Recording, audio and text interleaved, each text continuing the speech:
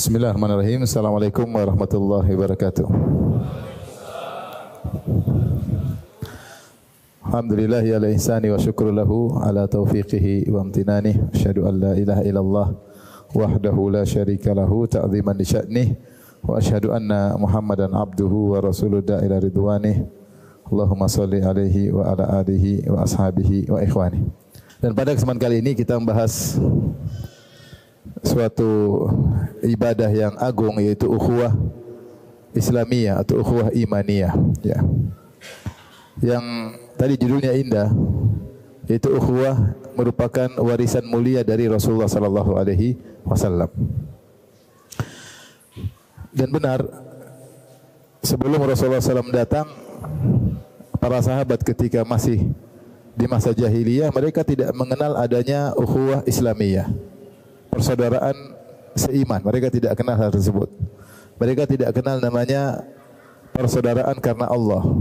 Benar terjadi relasi persaudaraan, tapi karena duniawi, karena nasab, karena satu kabilah, karena satu daerah, ya, karena satu usaha, sama-sama pedagang misalnya, karena satu hobi, ya. Itu sudah ada sejak dahulu.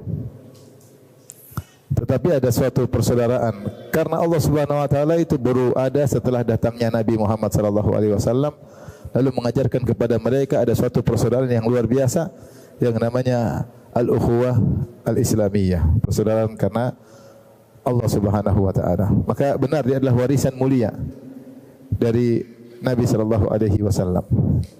Dan bahasan ini sangat penting dari beberapa sisi, di antaranya dalam kehidupan kita, kita sering berinteraksi dengan sama muslim dan kita bisa mendapatkan pahala yang banyak dari interaksi tersebut selama kita bisa menjaga ukhuwah, menunaikan hak-hak persaudaraan sama muslim, menjaga hak-hak saudara sama muslim, sehingga interaksi kita dalam keseharian dengan kawan-kawan kita di masjid, dengan tetangga, dengan rekan kerja, selama kita menjaga tali ukhuwah, maka kita akan dapat pahala.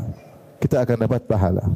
Dan kemudian kita juga punya teman-teman spesifik, teman-teman khusus yang mungkin tali ukhuwah sangat tinggi, sampai kedekatan kita dengan mereka terkadang lebih daripada kedekatan dengan kerabat, ya, sedarah.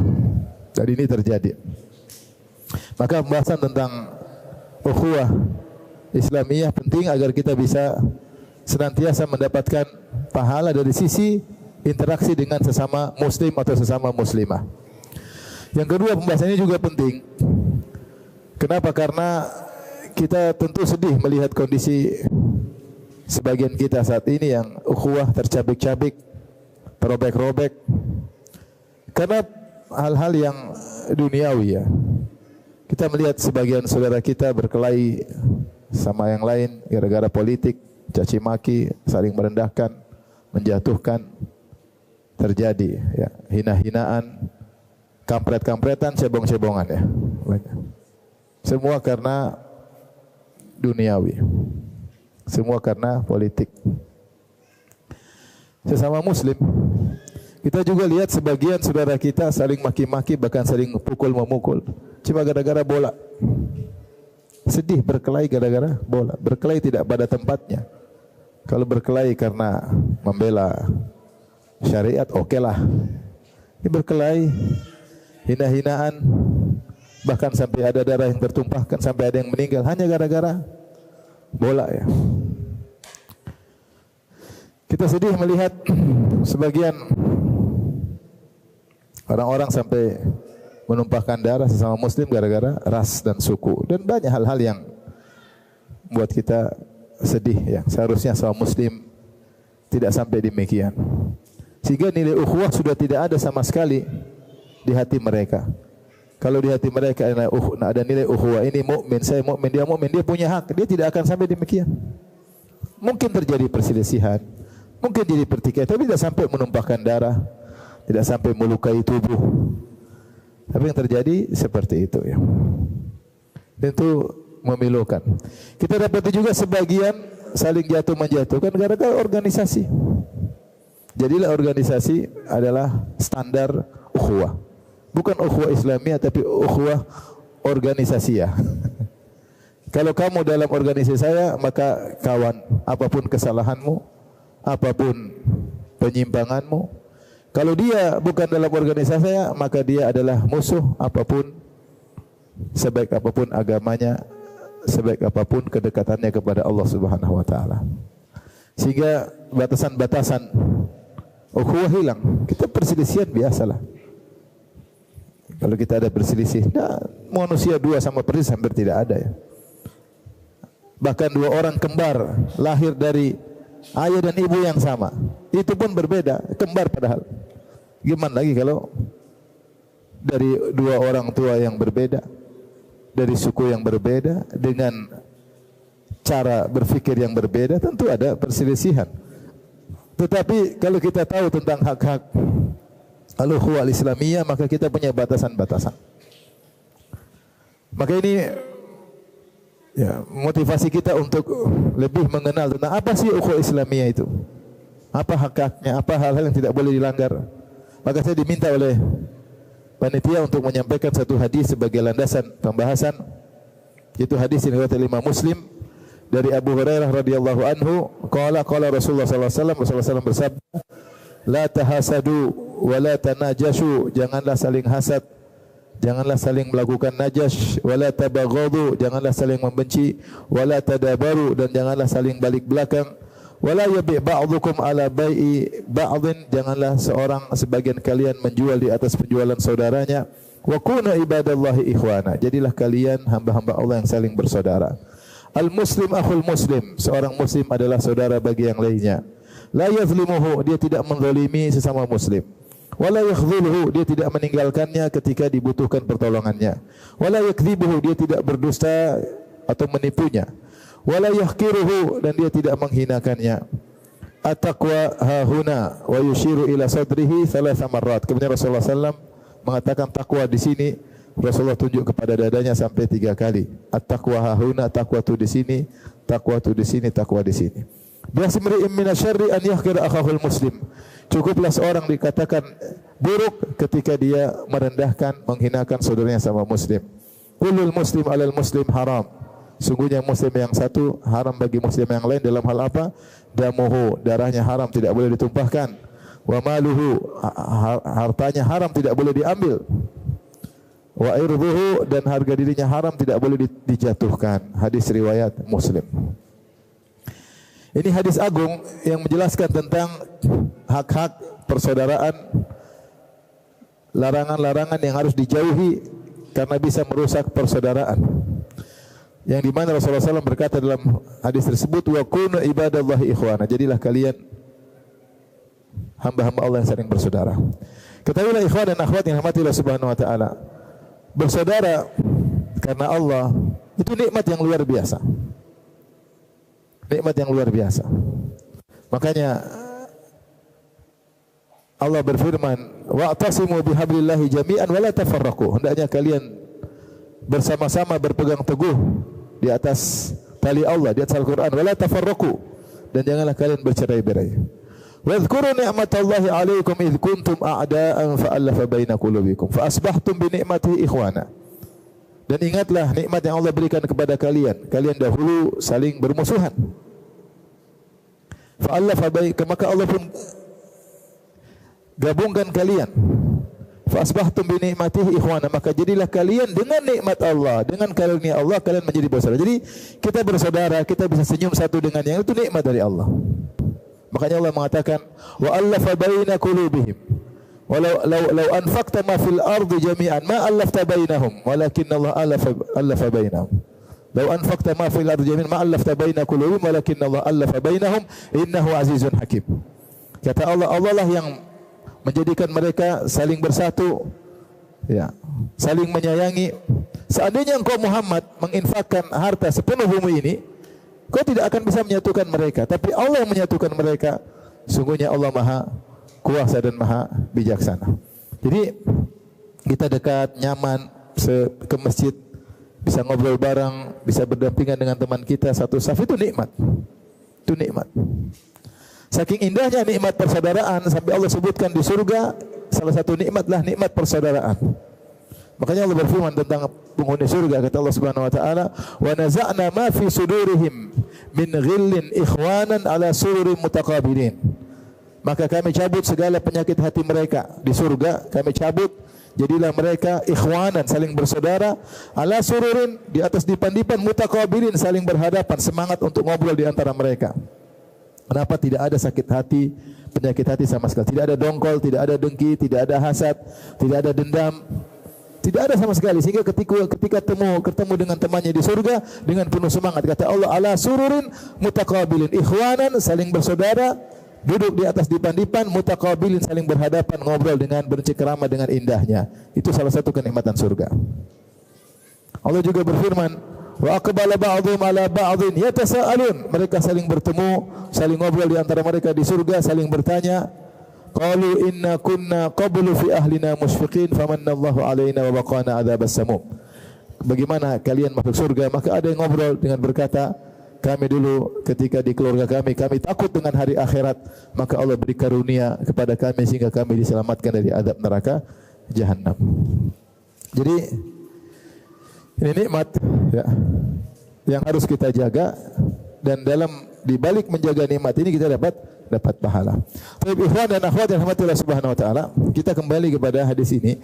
Hadis ini ya, menjelaskan tentang hal-hal yang dilarang yang bisa merusak ukhuwah Islamiyah.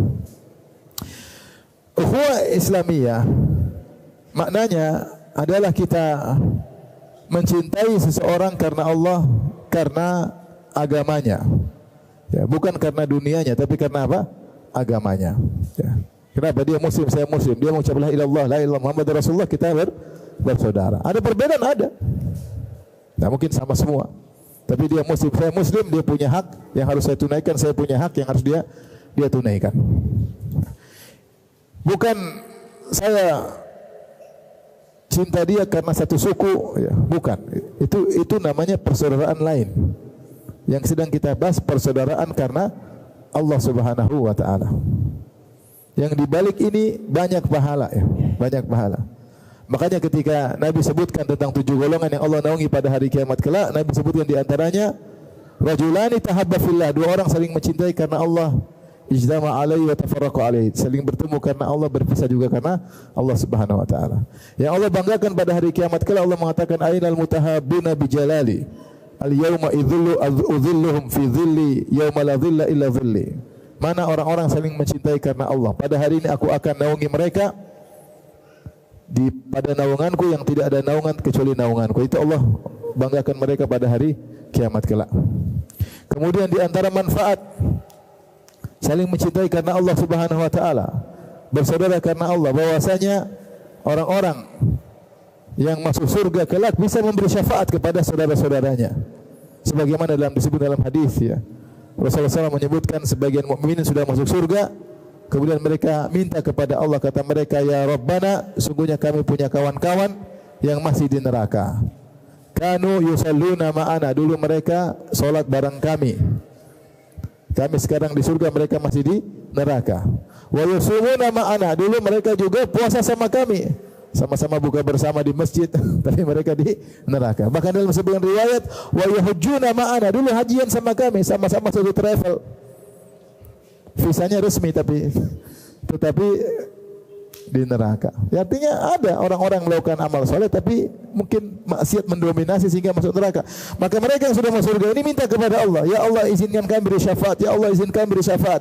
Sampai Nabi berkata, tidaklah salah seorang dari kalian ketika menuntut haknya di dunia lebih menuntut daripada seorang mukmin yang meminta kepada Allah. Kita kalau di dunia, kemudian misalnya mobil kita diambil sama orang, kita datang ke hakim, kita minta enggak, ini mobil saya, ini buktinya. Kita berusaha agar kita bisa mengambil lagi mobil kita. Kita semangat untuk menuntut hak kita. Kata Allah, semangatmu, kata Nabi SAW, semangatmu masih kurang dengan semangat seorang mukmin yang masuk surga agar diizinkan beri syafaat kepada saudara-saudaranya yang masih di neraka jahanam. Ini manfaat ukhuwah imaniyah, ukhuwah Islamiyah. Ukhuwah Islamiyah. Bukan cuma kenikmatan duniawi, kebahagiaan, ketemu dengan hati yang lapang, senyum satu dengan yang lainnya, kebahagiaan, tapi ada juga kenikmatan ukhrawi, bahwasanya teman-teman yang karena Allah bisa memberi syafaat kepada teman-temannya yang lain.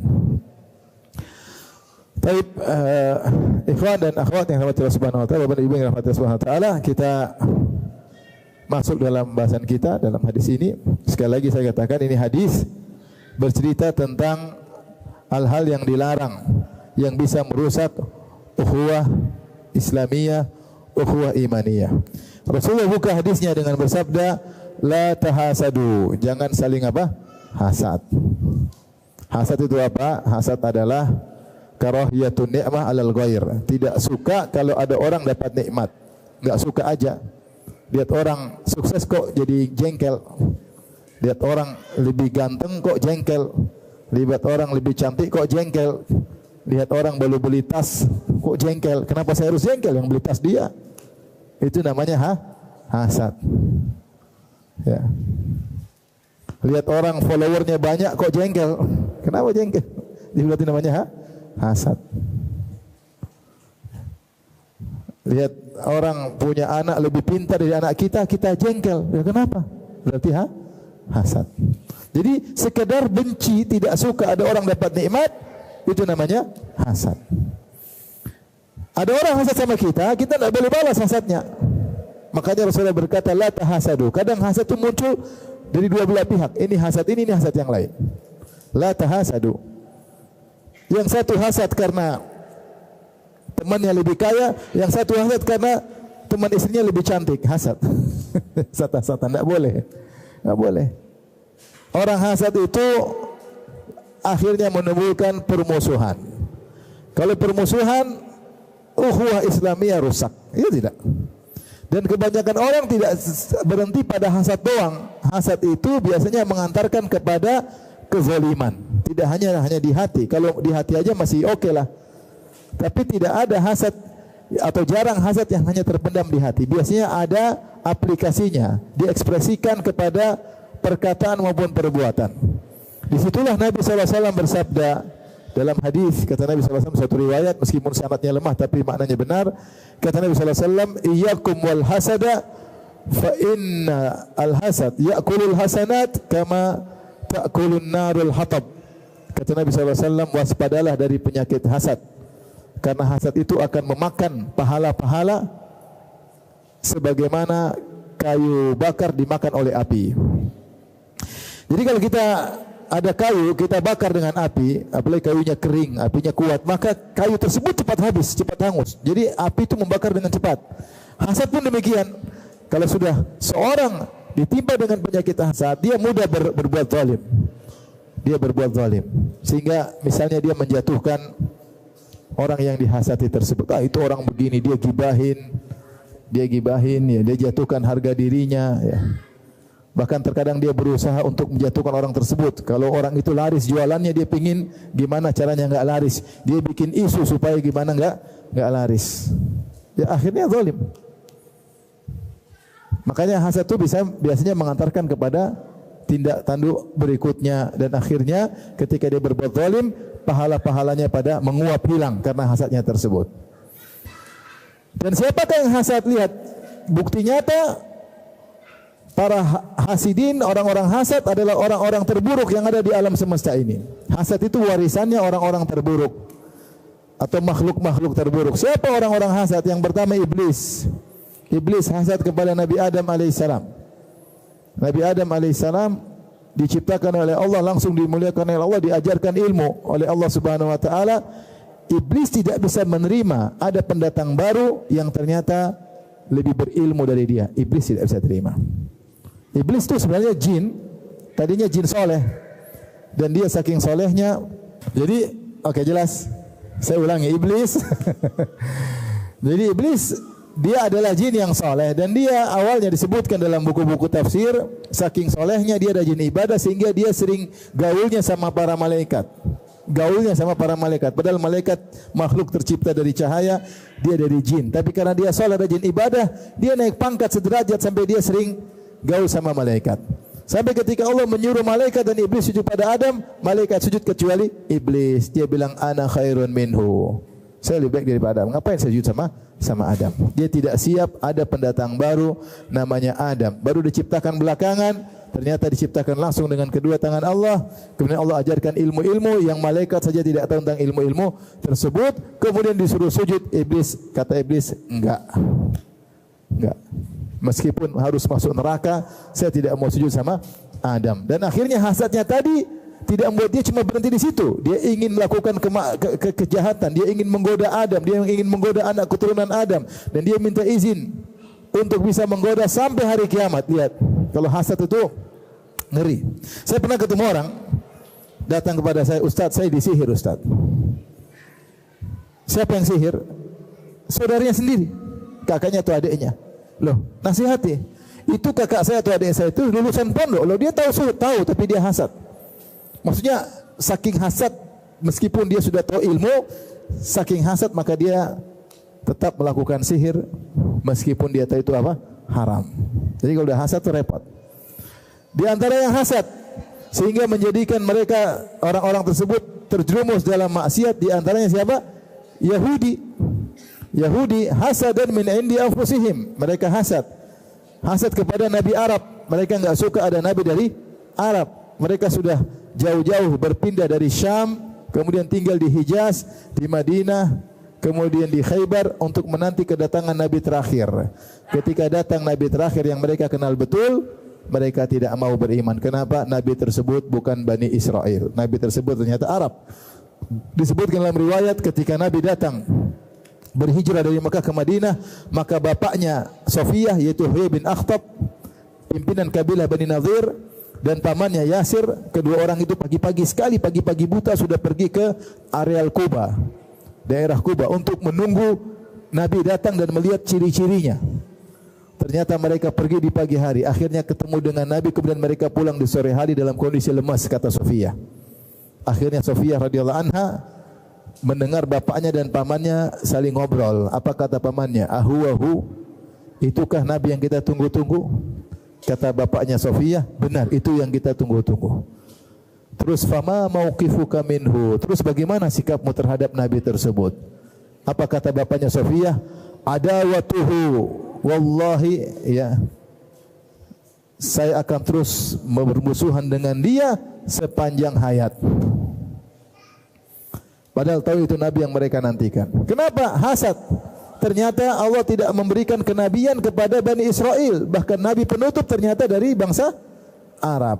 Karena hasad dia tidak beriman kepada Nabi Muhammad SAW. Bukan cuma tidak beriman, bahkan memusuhi, bahkan ingin bunuh Nabi tersebut. Bahkan bapaknya Sofiyah inilah yang telah memprovokasi orang-orang Arab sehingga Quraisy, kabilah Ghatafan kumpul 10.000 jumlahnya untuk menyerang Nabi dalam perang Khandaq.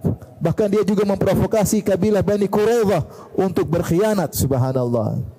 Hasad terkadang tidak cukup cuma di hati. Kalau tidak dilampiaskan, tidak puas. Gak enak kalau gak jatuhin dia. Gak enak kalau gak cari-cari kesalahan dia. Kenapa? Hasad. Ini akhlaknya orang-orang Yahudi. Demikian juga Allah sebutkan tentang akhlaknya orang munafik. Siapa? Abdullah bin Ubay bin Salul. Abdullah bin Ubay bin Salul, dia asalnya dari kabilah Al-Khazraj. Dan di Madinah ada dua kabilah besar, Al-Aus dan Al-Khazraj. Tapi jumlah Al-Khazraj lebih banyak. Dan terjadi perang Bu'ath. Perang Bu'ath itu kira-kira 5 tahun sebelum Nabi berhijrah dari Mekah Madinah. Perang besar-besaran. Dua kabilah ini disebut dengan Banu Qailah. Mereka bersaudara kembali kepada nenek yang sama namanya Qailah. Kemudian mereka berseteru, berperang saudara sampai 120 tahun. Puncak perseteruan mereka itu kira-kira pada tahun umur Nabi 35, itu 5 tahun sebelum 5 tahun sebelum Nabi berhijrah. Ya, 5 tahun sebelum Nabi berhijrah terjadi perang besar-besaran. Ketika perang besar-besaran tersebut, maka semua senior itu Nabi sekitar usia berapa? Nabi berhijrah usia 53. Itu sekitar Nabi usia 48. Maka ketika perang tersebut seluruh senior pada tewas. Tinggal satu senior yang masih hidup namanya Abdullah bin Ubay bin Salul. Akhirnya suku Al-Aus, suku Al-Khazraj sepakat, sudahlah kita damai aja. Ini tinggal satu-satunya senior kita angkat dia menjadi pemimpin kita di kota Madinah.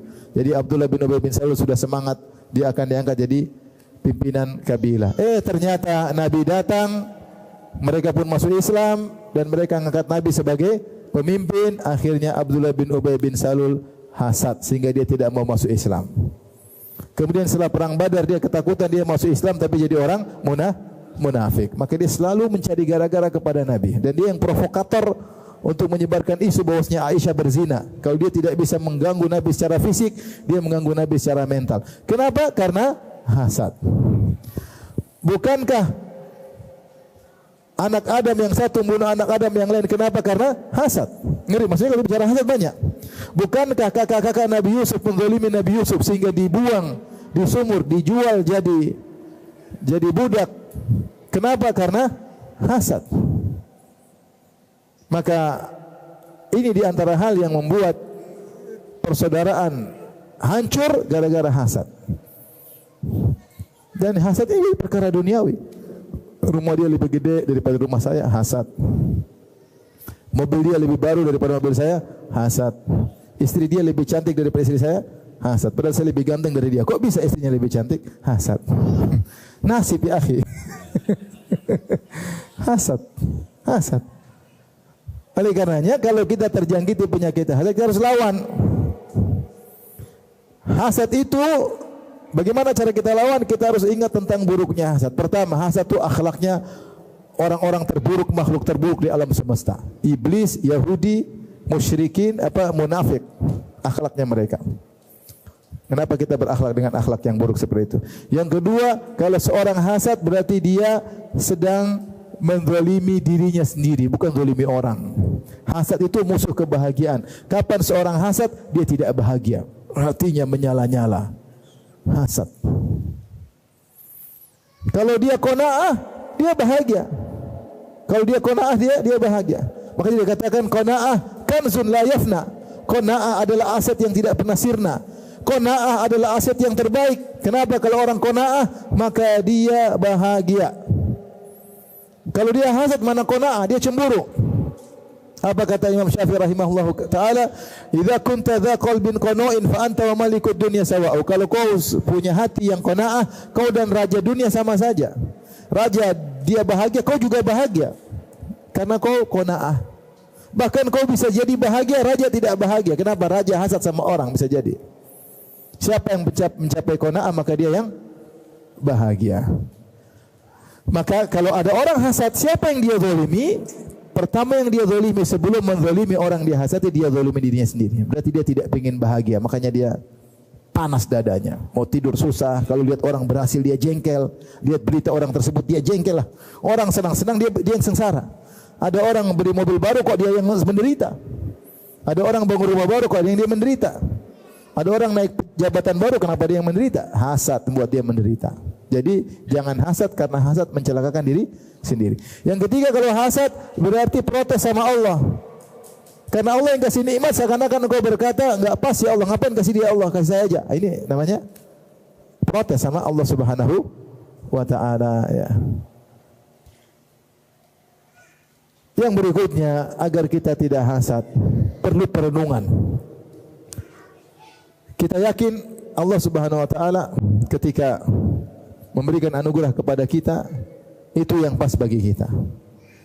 Kita renungkan aja, kalau kita punya rumah sebesar orang tersebut, belum tentu kita bisa menjawab hisabnya pada hari kiamat kelak, belum tentu. Kalau kita punya mobil mewah, coba kita lihat orang punya mobil, ada orang beli mobil harganya 3 miliar. Kita punya mobil 80 juta, utang lagi kan, bekas. Kalau mobil bagus sekali, jangan hasad, masing-masing alhamdulillah. Kalau kita qanaah, mobil 80 juta itu nikmat kalau kita qanaah, tapi kalau enggak susah.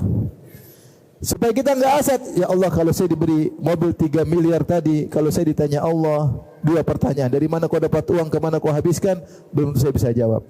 Kalau saya punya mobil 3 miliar, mungkin saya sombong, petantang-petantang, mungkin saya angkuh, belum tentu saya bisa bersyukur atas nikmat tersebut, belum tentu.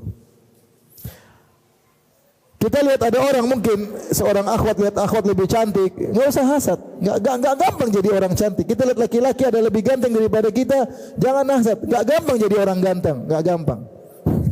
Buktinya bukankah Nabi Yusuf di penjara gara-gara ganteng? Kita nggak pernah di penjara gara-gara ganteng, alhamdulillah. Nabi Yusuf di penjara gara-gara ganteng, karena ganteng di penjara. Coba, Coba kalau orang ganteng datangi cewek, diajak berzina macam-macam, nggak tahu. Orang ganteng malah suka pamer, suka narsis, pengin pamer, pakai baju pamer-pamer dirinya kepada perempuan, akhirnya menimbulkan dia dihisap oleh Allah, repot nanti hari kiamat kelak. Coba kalau buka pas-pasan, tawadhu, iya enggak? Jadi kita renungkan aja. Kita sekarang mungkin bikin pengajian yang hadir cuma sedikit. Coba kalau yang hadir 100.000 orang, gimana hati enggak? Wah, bangga, ujub. Udahlah. Jadi orang dapat nikmat, kalau kita dikasih belum tentu kita bisa mensyukuri. Belum tentu hati ini kuat. Belum tentu hari ini kuat. Hati ini belum tentu kuat menerima kenikmatan yang besar. Saya sempat nasihati sebagian kawan, jangan anak kecil jangan dipublish terlalu berlebihan, dia enggak kuat, hatinya enggak kuat. Hatinya enggak kuat. Ada kawan hafiz, anaknya hafiz juga, tapi anaknya diorbitkan terlalu cepat. Jadi imam di masjid besar, akhirnya nakal. Merasa dirinya ini, lihat orang merendahkan. Kenapa? Dia enggak kuat menerima kenikmatan tersebut. Tenar ketika masih apa? Masih kecil. Maksud saya, kalau ada orang punya kenikmatan banyak, ya udah kita bilang alhamdulillah, Allah tahu yang lebih pas buat saya. Seandainya saya diberi nikmat seperti itu, belum tentu saya bisa mensyukuri. Mungkin saya terjerumus dalam banyak kemaksiatan. Maka syukuri yang kamu miliki. Kamu yang miliki ini sudah bisa untuk berpotensi untuk bisa beribadah kepada Allah. Antum hasad sama pejabat. Ngapain hasad sama pejabat? Pusing jadi pejabat. Pusing enggak? Pusing, apalagi ngikuti berita. Kita ikut berita aja pusing, apalagi apalagi dianya. Benar. Antum enggak usah hasad jadi artis. Artis setengah mati, kasihan. Masalah diliput selalu kegiatannya, masalah rumah tangga diupload, dipublish, inilah selingkuh lah, apalah. Udahlah. Udah gini-gini aja aman, alhamdulillah. Alhamdulillah. Istri antum aja anggap kamu kayak artis wajahnya. Masya Allah. Kalau lagi lampu mati. Jadi jangan hasad. Tidak usah hasad. Kalau kita enggak hasad, kapan kita hasad? Ukhuwah Islamiyah pasti kacau, pasti. Karena kita akan berusaha menjatuhkan orang yang kita hasadi dengan berbagai macam cara dan pasti melampaui batas. Yang kedua, kata Nabi sallallahu alaihi wasallam, "Wala tanajashu." Dan janganlah kalian saling melakukan najas. Ini juga sebab pertikaian. Najas adalah diambil dari makna itharah, yaitu memprovokasi. Jadi kalau jualan, dia panggil orang bohong. Misalnya saya jualan, terus saya punya teman, saya sudah kerja sama, ada pembeli 3 orang, datang teman saya, ini barang bagus ya, berapa ini? Barang bagus sekali, aduh uang saya nggak ada. Dikira ini barang bagus, padahal barang biasa. Itu namanya najas, nipu orang bernilai. Itu najas dulu. Kalau zaman sekarang najas testimoni palsu. Testimoni, ini sampo bagus. Padahal sampo ini salon 5 juta, ini sampo cuma 100.000. Rambut dia bagus bukan karena samponya, tapi karena ke salon. Namanya pembohongan publik ya. Hati-hati, testimoni bohong-bohong ya, itu termasuk najas, memprovokasi orang untuk membeli sesuatu ternyata tidak benar. Nah, nanti kalau sudah demikian ternyata orang itu beli, ternyata kok tidak benar, dia marah sama tadi. Nah, ini ternyata tidak benar. Ini menimbulkan pertikaian, maka tidak boleh najas. Kemudian berikutnya wala tabaghadu, janganlah kalian saling membenci. Itu jangan kalian melakukan hal-hal sebab kebencian. Sebaliknya lakukanlah hal-hal yang merupakan sebab saling kasih sayang. Hal-hal yang mungkin bikin orang jengkel jangan lakukan. Jangan lakukan. Di antara sebab yang bikin orang jengkel, kita pamer mungkin kebahagiaan kita, pamer. Orang jengkel enggak? Jengkel.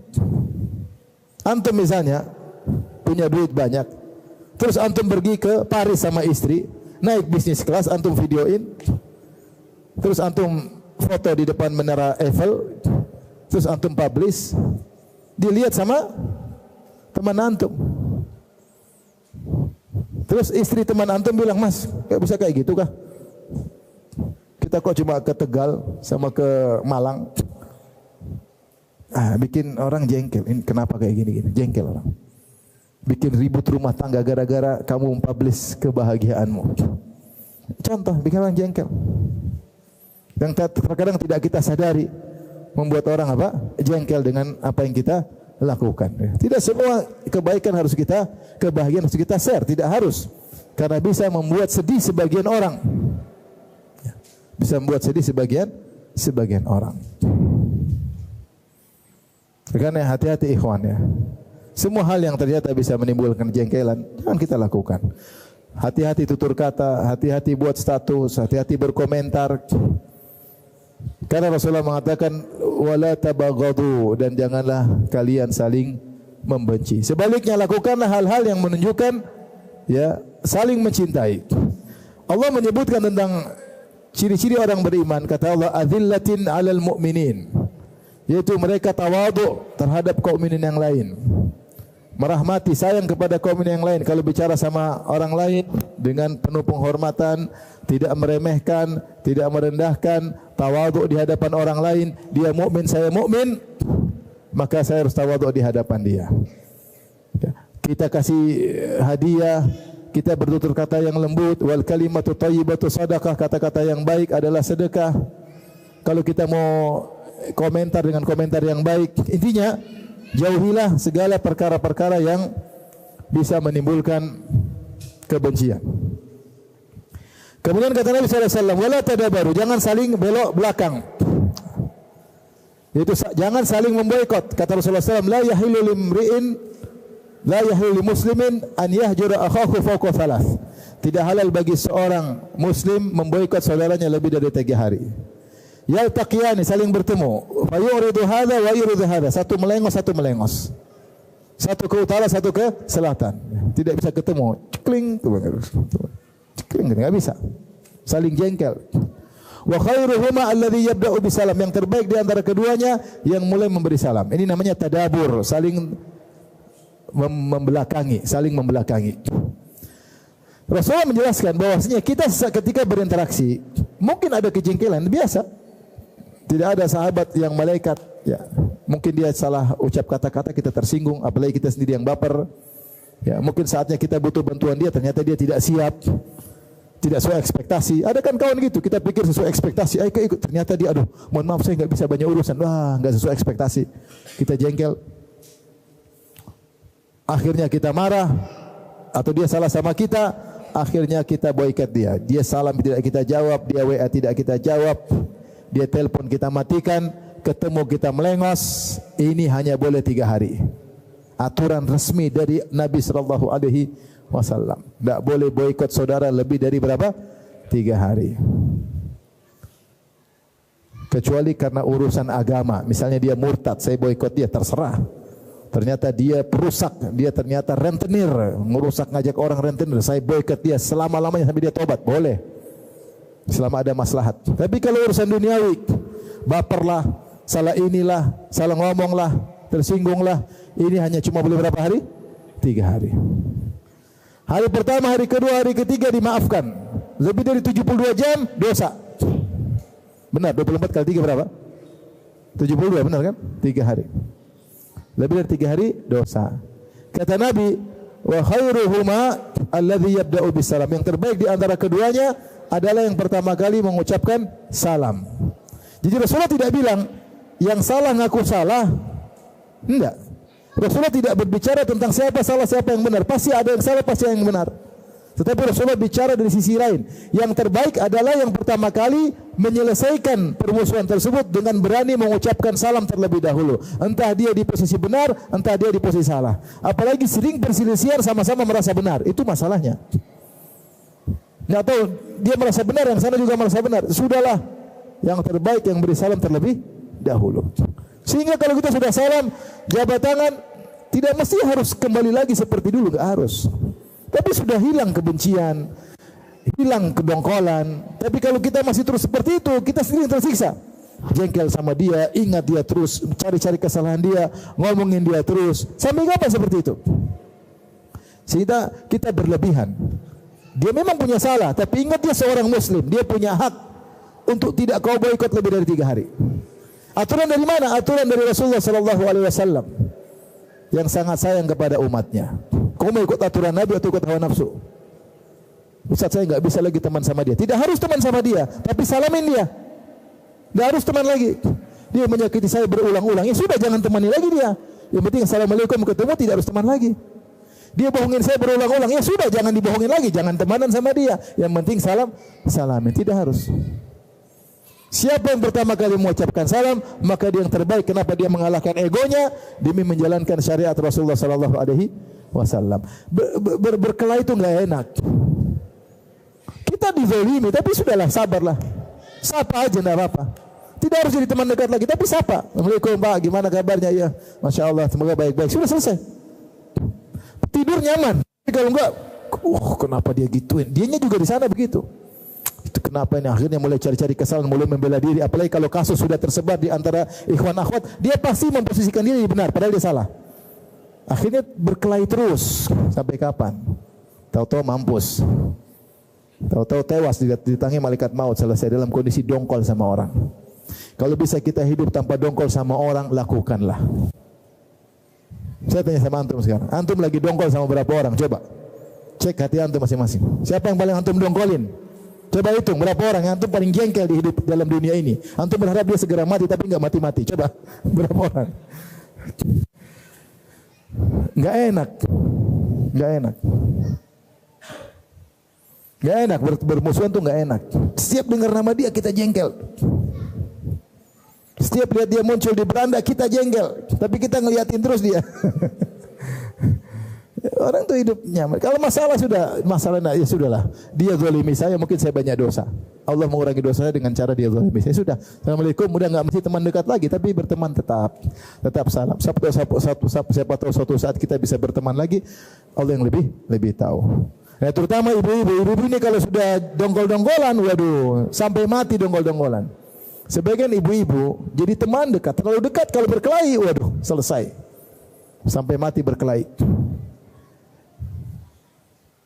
Makanya wala tadabaru, boleh dongkol. Kenapa Ustaz boleh dongkol sehari, 2 hari, 3 hari? Karena syariat tahu manusia hatinya lemah. Dia tidak bisa langsung memaafkan. Dia harus dongkol sehari, 2 hari, 3 hari. Syariat membolehkan kau dongkol berapa hari? 3 hari. Hari keempat sudah enggak boleh. Harus lawan.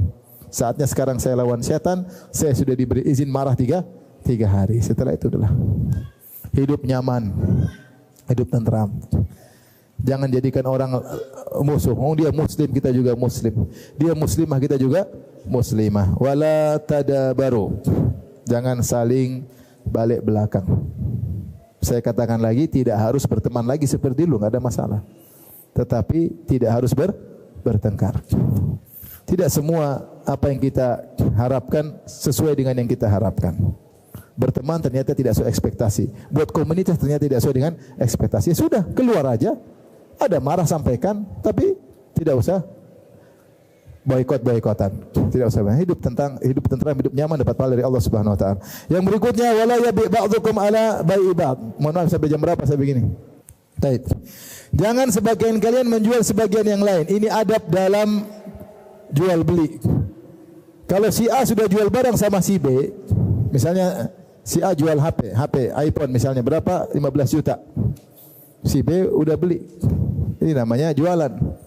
Sudah beli dan masih masa khiyar. 3 hari saya lihat dulu ya. Oke. Tahu-tahu datang si C, boy, kau beli berapa? 15, sama saja 12. Nah, ini namanya cari masalah.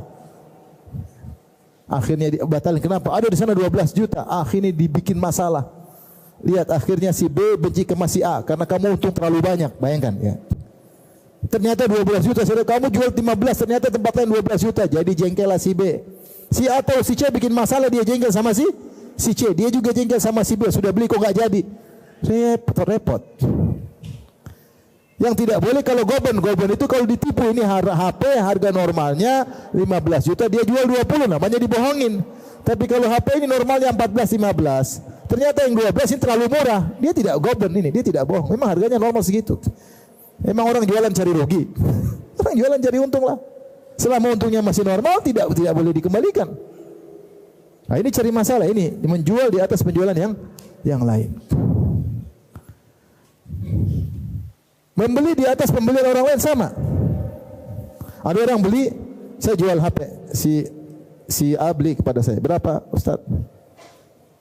15. Oke, 15 Ustaz, insyaallah besok saya bayar. Saya datang, Ustaz berapa? Saya jual Ustaz 20. Dia beli di atas pembelian orang lain. Ini bikin jengkel, ini marah sama ini. Kamu saya sudah tawar, sudah cocok, kemudian sudah oke, tinggal bayar, tahu-tahu kau potong di tengah jalan. Enggak boleh seperti ini, enggak boleh. Enggak boleh. Karena saya pernah mengalami itu sendiri, saya sampaikan hal ini. Saya pernah mengalami itu sendiri. Waktu ada rumah saya ingin beli di Jogja, bukan saya beli, ada waktu itu kakak ipar pengen beli sekian ratus juta. Saya nggak ada uang, masih jadi mahasiswa. Terus ngomong sama penjual sudah oke, tinggal bayar. Tahu-tahu ada teman yang masuk, tawar lebih tinggi. Allah, sampai saya datang teman tersebut, saya bilang, antum kan saya sudah tawar-tawaran, kenapa antum masuk? Dia bilang, saya kan ini butuh buat kakak saya lah, buat inilah, buat anulah, buat inilah, macam-macam. Akhirnya saya nggak jadi beli. Akhirnya istri waktu itu nangis. Saya bilang jangan nangis, itu rumah kecil, Allah mau kasih rumah lebih besar. Akhirnya dapat rumah yang lebih besar. Di Jakarta lagi. Intinya mau saya, itu menyakitkan karena sudah sepakat. Kecuali nggak sepakat, enggak, saya nggak terlalu murah. Itu boleh kau masuk. Sudah sepakat deal, besok kita bayar. Kau masuk nggak? Namanya membeli orang lain. Sudah deal kok. Sama, tidak boleh melamar di atas lamaran orang lain. Ada akhwat dilamar sama ikhwan. Sudah deal, sudah bicara kapan pemenangnya, kapan ini, kapan acaranya, sudah cocok. Tahu-tahu datang ikhwan masuk. Saya sama saja Pak. Itu orang maharnya berapa? Cuma 100 juta. Saya 1 miliar. Ya, namanya zaman sekarang pasti mertua goyang. 1 miliar, benar 1 miliar. Waduh. Ini mukadimah emas 100 kilo. Wah, goyang lah. Sekarang tidak ada cinta buta. Sekarang orang bisa bedakan mana motor mana mobil, tidak buta lagi. Ya sudah, rusak, dan itu terjadi. Orang musuh-musuhan gara-gara lamaran di atas lamaran yang lain. Ini semua merusak persaudaraan. Lihatlah dalam dunia bisnis banyak orang tidak sehat bisnisnya. Ngerebut pelanggan lah, menjatuhkan kawan lah, banyak terjadi. Tidak sehat. Bahkan sebagian orang udah ngaji masih begitu. Caranya licik. Yang mungkin tidak dilakukan oleh orang-orang yang tidak ngaji. Ngeri, ya. Dan ini merusak persaudaraan, Dia punya pelanggan, kemudian dia bikin perusahaan kecil, keluar dia ambil pelanggan-pelanggan tersebut, kejam. Ya, ini tidak boleh seperti itu, ya. Baik, kemudian Rasulullah berkata, wa kunu ibadallahi ikhwana. Jadilah kalian hamba-hamba Allah yang saling bersaudara. Yang semua tadi itu merusak persaudaraan. Yang semua tadi itu menghilangkan keberkahan. Yang semua tadi itu menjadikan pertikaian di dunia. Yang semua tadi itu menjadikan kita akan bersidang di akhirat kelak di hadapan Rabbul Alamin. Kemudian Rasulullah SAW mengingatkan, kenapa al-muslim akhul muslim? Seorang muslim adalah muslim saudara bagi yang lainnya. Saudara. Kalau begitu konsekuensinya saudara bagi yang lain, la yazlimuhu, jangan dia zalimi saudaranya. Jangan zalimi, jangan jatuhkan harga dirinya, jangan ambil hartanya, jangan tumpahkan darahnya. Karena kezaliman kembali pada 3. Darah, harta, harga diri. Kapan kita pukul dia, kita zalimi. Kapan kita tumpahkan darah, kita zalimi. Harta, kapan kita ambil harta dia tanpa hak, kita zalimi dia. Kapan kita jatuhkan harga dirinya tanpa hak, maka kita telah zalimi dia. Wala yakhzuluhu, jangan ditinggalkan kalau dia butuh keperluan. Dia butuh pertolongan dan kita mampu menolongnya, maka tidak boleh ditinggalkan. Kenapa? Dia saudaramu. Lain halnya kalau kita tidak mampu, di luar kemampuan kita atau mudarat lebih besar, lain cerita. Selama kita mampu tidak boleh kita tinggalkan. Namanya khuzlan. Kemudian wala yakhzibuhu, jangan bohong sama dia. Muslim, apakah pantas seorang membohongi saudaranya? Yang terakhir kata Nabi, wala yahkiruhu, jangan menghinakan dia, jangan merendahkannya. Rasulullah kemudian berkata, at-taqwa hahuna, takwa tempatnya di sini. Rasulullah isyaratkan 3 kali. Artinya apa? Rasulullah ingin sampaikan, kau menghina dia itu karena takwamu bermasalah. Kau menghina dia itu karena takwamu bermasalah. Sampai Rasulullah 3 kali, at-taqwa di sini, takwa di sini, takwa di sini. Kemudian Rasulullah tekankan lagi, biasmimri'in minasyarri an yahkira akhahul muslim. Cukuplah seorang dikatakan buruk ketika dia menghinakan atau merendahkan saudaranya sesama muslim. Jangan rendahkan, ya. Jangan rendahkan, jangan hinakan dia. Ya. Nasihati, ya. Tapi jangan kau menganggap dirimu lebih baik daripada dia. Kita tidak tahu hakikatnya di sisi Allah Subhanahu wa taala, mana yang lebih baik saya atau dia, kita nggak ada yang tahu. Yang kita nilai sekarang cuma zahirnya. Tapi saya ke masjid, dia nggak ke masjid. Secara zahir memang saya lebih baik daripada dia, tapi secara hakikat batin kita nggak tahu. Bisa jadi memang dia tidak ke masjid, dia sholat di rumah, tapi ternyata berbakti sama orang tua. Ternyata dia tawadu, ternyata dia suka silaturahmi, ternyata. Benar, dari satu sisi kita lebih baik, tapi di totalitas belum tentu. Saya sering sampaikan, saya punya pembantu, masya Allah, kerja, setiap dapat gaji kirim ke orang tua, Ya sholat 5 waktu biasa aja. Mungkin ilmu tidak ada atau kurang, tapi setiap dapat gaji kirim orang tua 100%. Yang tidak kita lakukan kita. Memang kita kalau dapat gaji 100% kirim orang tua, enggak kan? Ini dia bisa bertahun-tahun bisa seperti itu. Hebat atau tidak? Hebat. Terus kita merasa lebih baik daripada dia? Mana lebih baik daripada dia? Dia kerja keras untuk keluarganya. Dia bersusah payah ngurusin banting tulang untuk keluarganya. Terus kita santai-santai, perjuangan sama keluarga juga enggak, paling kalau kasih kerabat cuma sedikit-sedikit. Kebanyakan kita senang-senang sendiri. Terus kita bilang lebih baik daripada dia. Kata Nabi SAW, sabaqa dirhamun mi'ata dirham. 1 dirham, keping dirham mengungguli 100.000 dirham. Kok bisa ya Rasulullah? Kata Rasulullah, ini orang dia punya harta cuma 2 dirham, 2 keping dirham. Kemudian dia akhtaru ahsanahuma, dia ambil keping yang terbaik.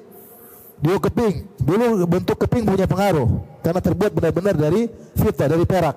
Dia punya 2 keping dirham, dia lihat ini yang lebih bagus, dia bersedekah. Sehingga dia bersedekah setengah hartanya, ya enggak?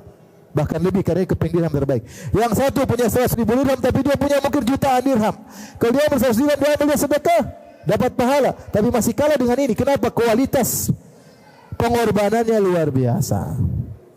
Antum kalau sudah bikin bangunan masjid, belum tentu antum lebih baik daripada yang sedekah sedikit, belum tentu. Antum apa yang kita lakukan tidak? Jangan merasa membuat kita hebat, jangan merasa diri kita apa? Hebat. Kita nggak tahu bagaimana hakikat apa seseorang. Betapa banyak orang yang kelihatan depan kita biasa-biasa ternyata sangat mulia di sisi Allah Subhanahu wa taala. Oleh karena itu jangan rendahkan dia. Jangan rendahkan seorang muslim pun. Kau tidak tahu. Kalau kau kritik silakan kritik, tanpa harus merendahkan. Silakan kau sebutkan kesalahannya, tidak apa-apa. Tapi jangan kau merasa kau lebih baik dari dia. Jangan merasa lebih baik. Kalau kritik tidak ada masalah. Sebagai bentuk persaudaraan, kita mengkritik saudara kita. Rasulullah SAW bersabda, al-mu'min mir'atun li akhihi. Mu'min adalah cermin bagi saudaranya. Karena kita tidak bisa melihat apa di wajah kita kecuali dengan cermin. Banyak kesalahan kita nggak bisa lihat sendiri. Manusia itu sering husnudzon sama dirinya, suudzon sama orang. Manusia banyaknya begitu. Sama dirinya husnudzon, sama orang suudzon. Seharusnya sebaliknya, sama orang lain husnudzon, sama diri sendiri apa? Suudzon. Yang bisa lihat kesalahan kita orang lain. Ya kalau lihat sudah kita nasihati. Tapi tanpa harus merendahkan. Maka merendahkan orang lain menunjukkan buruknya seseorang. Kenapa bisa demikian ikhwan? Kata para ulama, tidaklah orang merendahkan orang lain kecuali dia punya penyakit sombong, kibar. Dan orang punya sombong dalam hatinya tidak akan masuk surga. La yadkhulul jannata man kana fi qalbihi mithqalu dzarratin min kibar. Tidak masuk surga orang dalam hatinya ada kesombongan meskipun seringan zarrah. Jadi jangan pernah merasa diri kita lebih hebat. Ya. Jangan terpedaya dengan perkataan netizen. Masya Allah itu di matamu ya. Sisi Allah tentu. Oleh karenanya jangan pernah merendahkan orang lain. Kemudian di akhirnya kata Nabi sallallahu alaihi wasallam, kullul muslim alal muslim haram. Setiap muslim haram bagi muslim yang lain. Apanya?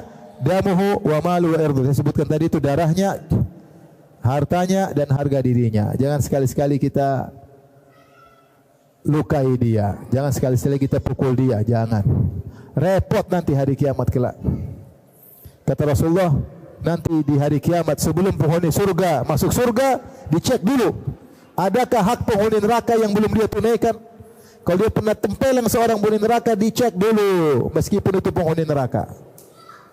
Sampaikan haknya. Baru masuk surga atau tidak, lihat belakangan.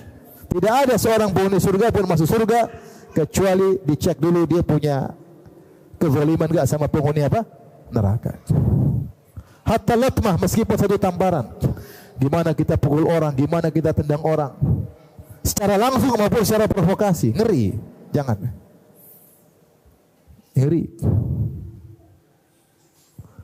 Jangan sampai kita menzalimi orang lain. Jangan sampai kita memprovokasi orang lain. Sampai terjadi pertumpahan darah. Gara-gara kita provokasi. Jangan ikut-ikutan. Sudah tersampai ribut, udah kita menjauh. Jadi ada seorang ustadz, rahimahullah, sudah meninggal dunia. Pada tahun 2000, dia sempat emosi. Kemudian dia pegang kawan saya, kerah bajunya diginiin. Mau dipukul. Kawan saya juga pandai bela diri, cuma dia nggak melawan. Dipegang ini mau dipukul. Ditarik tapi di sekitar tahun 2000. Tidak terjadi perkelahian. Saya waktu itu hadir juga. Subhanallah, berjalan waktu sampai tahun 2000, mungkin tahun 2019 atau 2020, pas zaman COVID menjelang COVID, sudah COVID. Tiba-tiba dia datang minta maaf sama teman saya.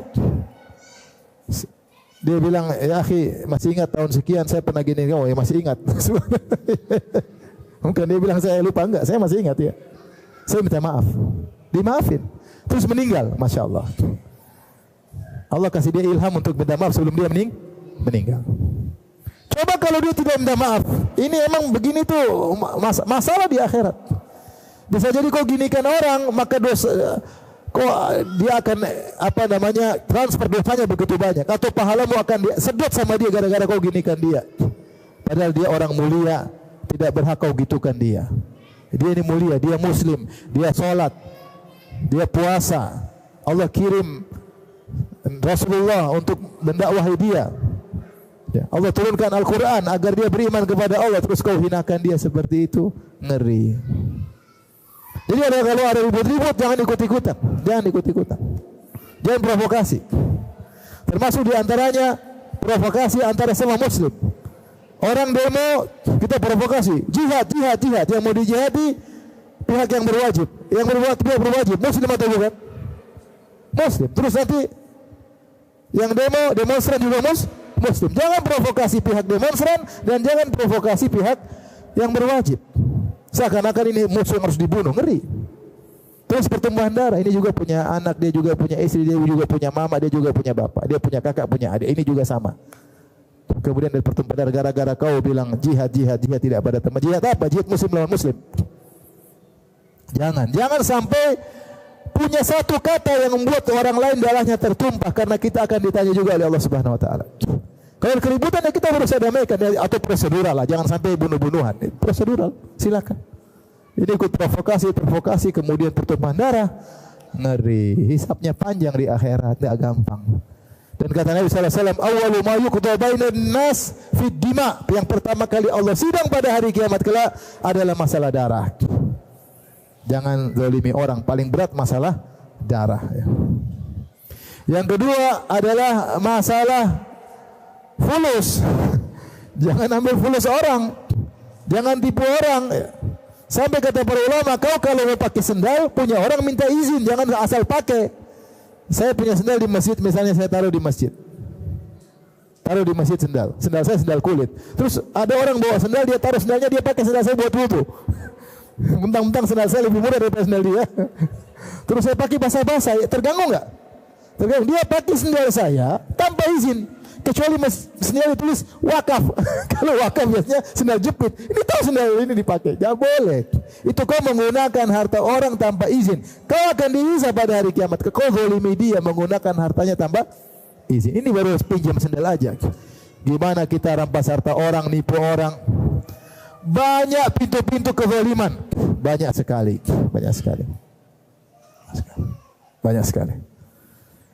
Nyaplok tanah orang. Rasulullah berkata, "Man akhadha al-ardha shibran min al-ardi zulman tuwiqahu yaumal qiyamah sab'a aradin." Siapa yang rampas tanah orang lain cuma satu jengkal, dia akan dipikulkan 7 lapis bumi pada hari kiamat kelak. Ngeri. Cuma satu jengkal. Ini gak paling ngambil tanah orang 1 hektar 1000 meter. Waduh, ngeri. Waktu saya pernah ke salah satu kota, kemudian ada Teman-teman dari Angkasa Pura pengen beli tanah. Katanya, Ustaz, sini tanah harus susah karena satu tanah sertifikatnya 3, 4. Kami kumpulkan pemilik sertifikat tersebut. Kami bilang, kok bisa satu tanah sertifikat 4? Kata mereka, biasalah Pak, tanah 7 lapis. Masing-masing lapis ada sertifikatnya. Ini baru 4, kurang 3 lagi. Subhanallah, ngeri. Itu satu jenggal aja, kau akan pikul hari kiamat. Orang dibangkitkan jalan tenang-tenang, kau nyeret-nyeret sakit. Ngeri. Jangan pernah zalimi orang, ngambil harta orang lain. Jangan pernah. 1 rupiah pun jangan pernah. Jangan pernah. Kalau antum jual jasa, hati-hati. Jasa yang benar harus sesuai dengan kriteria yang antum sebutkan. Jangan sampai meleset. Hati-hati. Jual barang yang benar. Kalau ciri-cirinya benar. Kalau enggak, ente zalim. Ini barang begini. Ternyata belanja tidak sesuai. Ngeri, dia mau kembalikan enggak bisa lagi, macam-macam alasan, ngeri. Antum untung, kenyang, tapi di akhirat musibah. Musibah. Dan jangan punya akal bulus untuk ngambil harta orang lain. Zaman sekarang orang tidak peduli, yang penting dapat apa? Duit. Saya sering sampaikan gimana orang-orang yang jual travel, yang travel kemudian jual jasa. Bintang 5, ternyata bintang 7. Subhanallah. Sekamar berdua, ternyata berkamar berempat. Gimana? Ngeri. Ngeri. Untung nanti habis itu kalau ada masalah, qadarullah. Kau yang qadarullah rugi. Kenapa kerugian diberikan kepada jamaah? Ngeri. Hidup cuma sekali. Nanti kau akan binasa di kemudian hari, cepat atau lambat. Kalau enggak binasa di dunia, binasa di mana? Di akhirat. Hati-hati.